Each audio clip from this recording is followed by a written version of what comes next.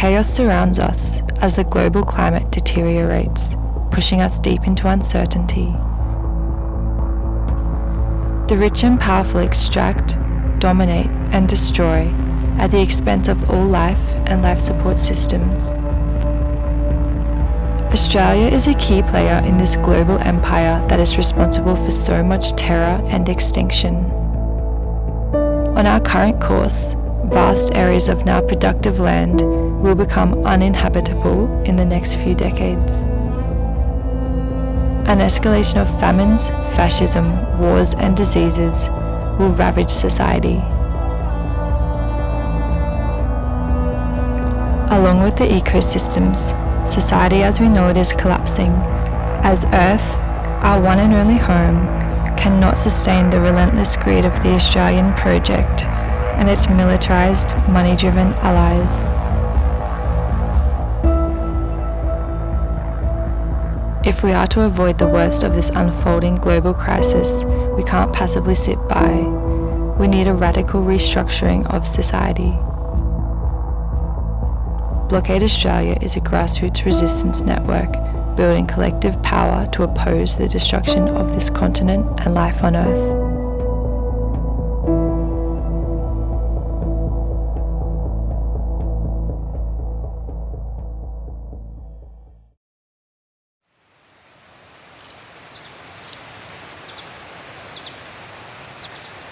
The rivers were made for a purpose to go down, to feed where it was supposed to feed.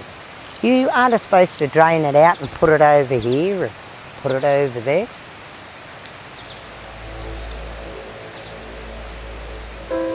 White fella come over and settled here and said that there was terra nullius. We never had terra nullius. There was all our mob there.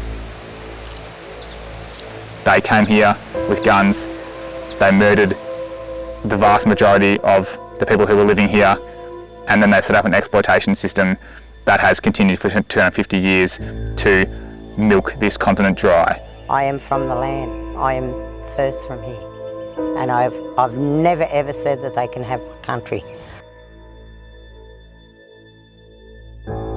Australia is not the people in the continent and the land masses that surround Australia, is the powers and the industries and the corporations that are destroying our surroundings. I like to call it the industrial growth system. It's a system that is actually always growing. It's very consumeristic.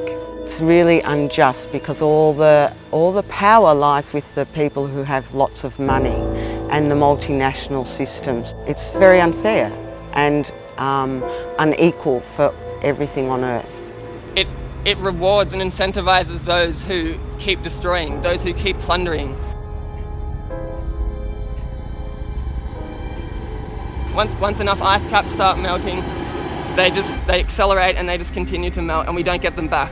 We don't get them back no matter what technology we implement. This civilization cannot continue on as it is. On our current trajectory, most species on Earth, most ecosystems will be destroyed. They will not exist as we know them now. The entire system ensures that there are people in poverty who are starving to death, who are imprisoned, who are criminalised. We've seen 3 billion animals die in the last bushfires, and still the native and intact forests are logged the next year. Old growth forests that were once old growth in Victoria are renamed in order to be logged. And yeah, it's scary and it's depressing and it's really, really heartbreaking because we know this is the thing that keeps us alive. Santos has been given the green light for its $3.6 billion coal seam gas project in the Narrabri region. I think the community has changed enormously. You know, we've had Cool the Globe campaigns for 15 years here on Sunrise, but half a dozen mines are pursuing plans to extend their operations. Some are aiming to mine into the 2040s. The Australian system was set up to prevent change. It was set up to create a safe investing space for wealthy people to come and make money off this continent, and that fundamental priority of this society has not changed. It is still designed, and its laws still protect the right to extract and the right to exploit above anything else. I've spent the last 15 or so years working in the environmental sector in different capacities, trying to enact change and help enact change in terms of action on climate change, and I just haven't really seen anything substantial happen. We have the official channels that Australia has provided for change just being barriers to change. There is no access for everyday people to the Parliament. There is no fairness in the Australian courts. There is no justice being handed out by law enforcement. All of these powers are coming together to protect the people in charge who are doing the damage, and to repress the people who are trying to make change, and to make sure that change can't be made. I've tried all my life to get a better system happening. I actually live in a house that I built. It's passive solar design. We're on solar power. We're actually not on the grid. We use our own water. So I have done all these, and I've been doing that since the early 90s. That isn't enough. I've worked in tourism trying to inform people. I've worked for the government trying to help change from within. Now I'm working in academia. The politicians don't listen to the science. How many IPCC reports have we had that say we're in trouble and it's our fault, and the government doesn't care? I still love science, but I don't see the point in it because no one's listening to the science.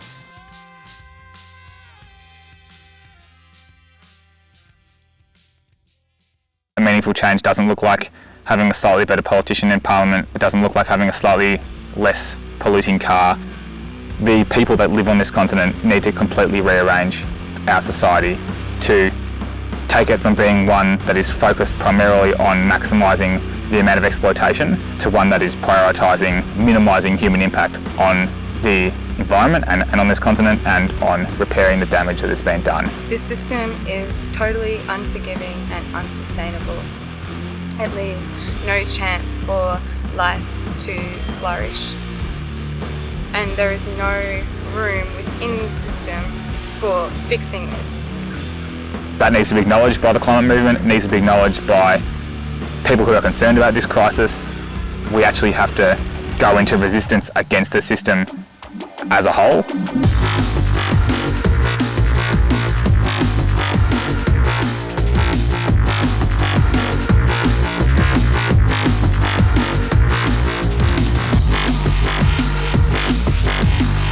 I think this is a very responsible response to the climate crisis, and the way that traditional kind of methods of protesting and other things like that simply just don't work.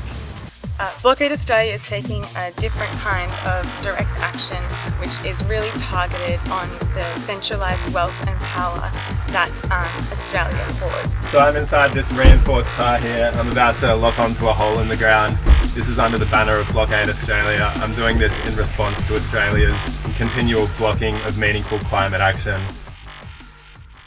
Climate activists brought Port Botany to a standstill this morning. Protesters pulled two similar stunts to disrupt services at the site in both the morning and afternoon. 3 days of disruption at Port Botany. Climate activists have caused chaos across Sydney for a fourth straight day. All week they have blocked transport corridors near Sydney's busiest port.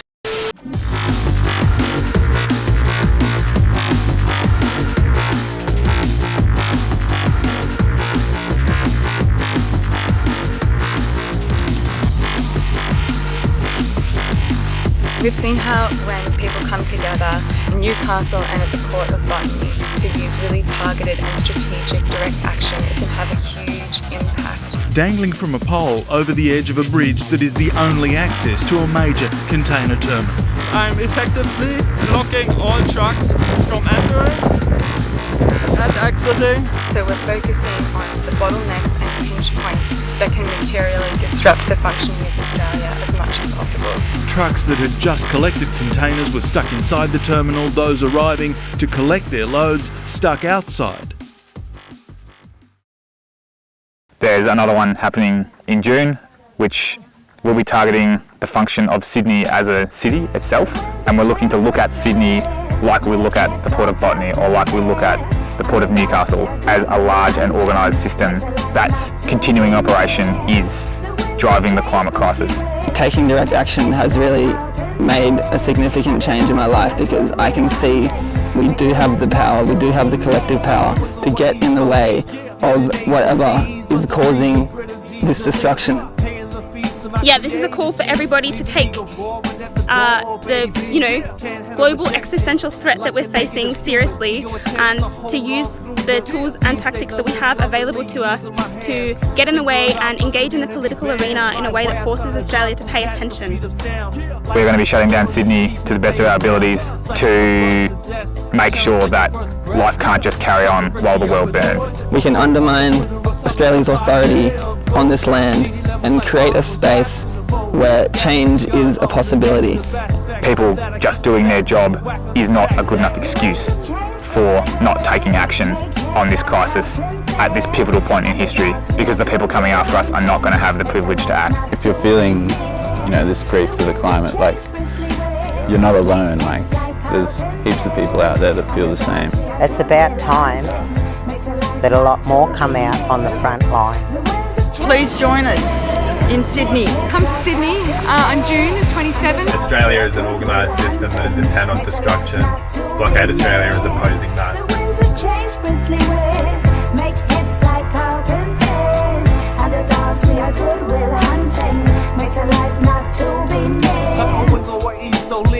Hidden A's and B's, busting freeze and Britain's easily. Paying the fees to my creator G, leaving ego roaring at the door, baby. Can't handle rejection like a negative human. Ego attempts to hold on through them. These days I live lovingly, using my hands. Things are about the community bands. My wire advances at the speed of sound. Life is for living, we keep